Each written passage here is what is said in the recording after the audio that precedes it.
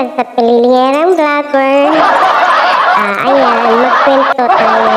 Pagkaluto ng sudan, mati, voice over agad. For today's video guys, magluto ko og papaya man na. So, ginisang papaya na may malunggay na may sardinas. Watch and learn.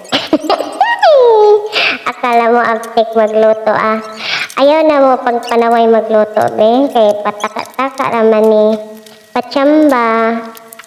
Kung unsa rin makuan, masibawan or gustuhan iluto, amo na. So, ayan na, naghiwa-hiwa na ako ng papaya. Papaya na galing sa garden ng aking motherland. Paubos na talaga siya mga kapilingera. Wala na, yan na lang ang natitira. Ayan, so nagtabi ako ng kilawin ko. Naubos na ang aking tambal. Aroy, kaluoy. So ayan, naghiwa ko og mga lamas, sibuyas, tago ko o bawang. So amo na, after na ibutang ang kayaha. After ng kayaha, ibutang ng mantika o ibutang ang bawang, sibuyas o tago ko. Bahala na kung sa'y tago ko kung alam mo, kung Bisaya mo, kasabot mo tago ko. So after na, English man. So, maglagay na tayo kapadas o mikos.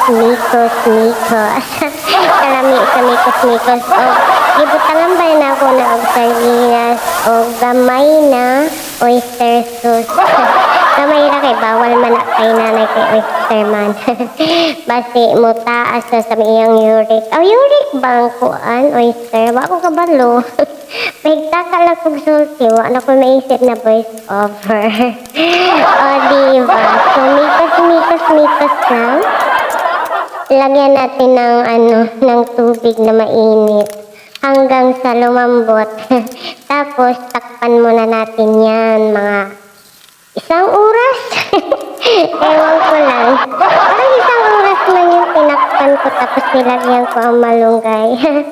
So, tini ako kutubay.